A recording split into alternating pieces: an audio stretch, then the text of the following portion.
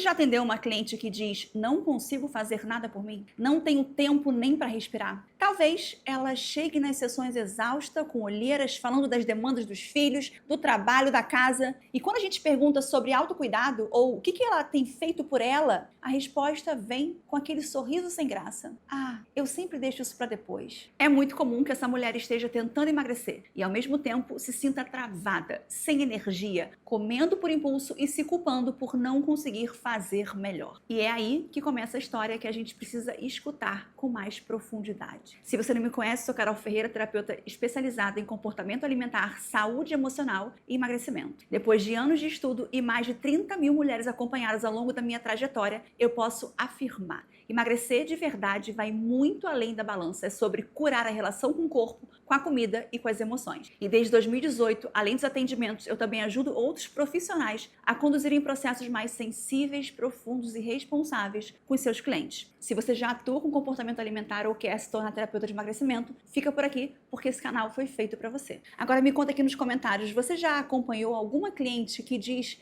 que está sempre sem tempo para cuidar dela mesma? Vamos agora começar entendendo o que realmente está por trás dessa sensação constante de não posso parar. Essa mulher que não tem tempo para ela, quase sempre aprendeu desde cedo a se colocar em segundo plano. Muitas vezes ela foi criada num ambiente onde precisou ser útil para ser amada, para se sentir amada, onde só tinha valor quando ela estava fazendo alguma coisa para alguém. Então ela cresceu ouvindo frases como: você precisa ajudar a sua mãe, não faz birra não chora, seja boazinha, você é tão madura para sua idade. E foi assim que ela aprendeu a se anular. Ela cresceu treinada para servir, para agradar, para colocar as necessidades dos outros acima das dela. E esse padrão se repete na vida adulta. Ela cuida de todo mundo, tenta dar conta de tudo, mas quando se trata dela mesma, ela trava. Cuidar dela ativa a sensação de que está sendo egoísta. E isso nem sempre é consciente, mas se manifesta na forma como ela se trata, sempre adiando o que é importante, se sabotando e se anulando. É como se inconscientemente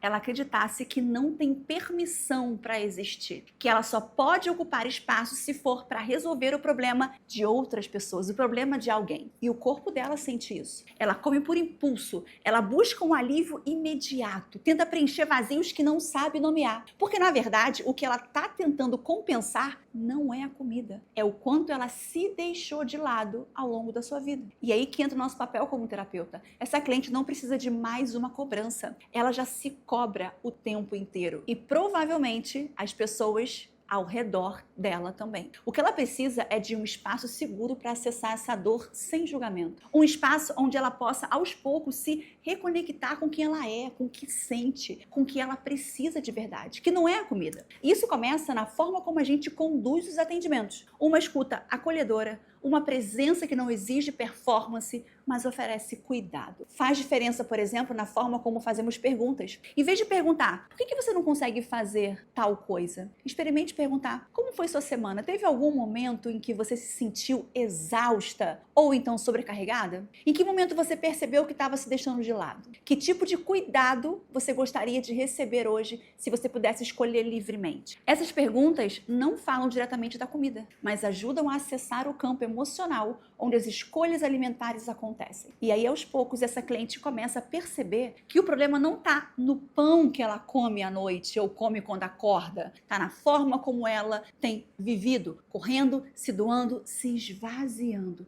e tentando se encher com comida. Muitas vezes a comida é o único momento do dia em que ela sente que tem algo só para ela. É a pausa que ela não se permitiu fazer o dia inteiro. É o abraço simbólico que ninguém ofereceu. A comida, nesses casos, se torna não apenas combustível, mas companhia, anestésico, refúgio. E o corpo carrega não só o cansaço físico, mas o peso emocional de tantos anos sem se olhar. Muitas vezes, essa mulher tem uma fantasia inconsciente, a de que se ela fizer tudo direitinho, se for perfeita, se der conta de tudo, alguém vai reconhecer, alguém vai cuidar dela. Só que isso nunca vem, porque ela mesma se exclui da própria lista de prioridades. Por isso, mais do que falar sobre metas ou estratégias, o nosso trabalho com essa cliente precisa começar com presença, escuta e cuidado. E aqui vai uma tarefa prática que você pode usar com ela. Convide a listar, durante uma semana, 3 pequenos gestos de autocuidado por dia. Coisas simples como tomar um banho demorado,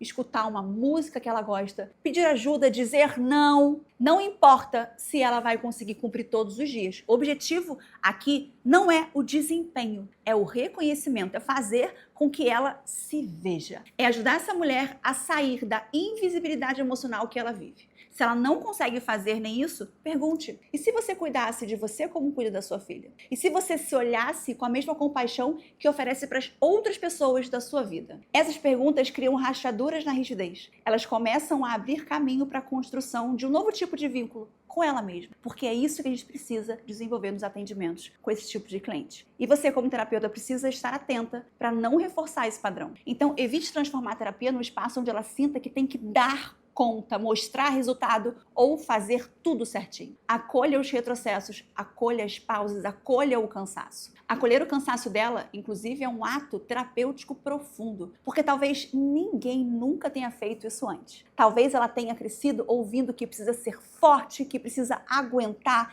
que chorar a fraqueza. Só que ali na sessão, ela pode começar a viver outra experiência, uma experiência onde ela não precisa estar pronta o tempo inteiro, onde ela pode dizer, hoje eu só queria descansar e ser validada por isso. O emagrecimento real, nesse tipo de processo, acontece quando ela se dá permissão para existir, não só como mãe, esposa, funcionária ou cuidadora, mas como mulher, como ser humano com desejos, limites, vontades e necessidades próprias. Essa mudança muitas vezes começa em pequenas coisas, como permitir-se dormir um pouco mais no domingo, como recusar uma obrigação social sem se sentir culpada, como perceber que comer devagar não é perda de tempo, é cuidado. E ao longo dos atendimentos, esse corpo começa a responder, porque ela entende que não precisa mais carregar tudo sozinha, ela não precisa mais gritar através da comida. E ela começa a confiar que agora existe espaço para sentir e também para descansar. Se você atende mulheres que vivem dizendo que não tem tempo para elas mesmas, não caia na armadilha de apenas propor mudanças de hábitos. Olhe para a dor que está por trás dessa ausência. Olhe para a história que ela aprendeu a contar sobre ela mesma. Lembre-se, essa cliente não está apenas com sobrepeso, ela está sobrecarregada de emoções não vividas, de tarefas que não eram suas,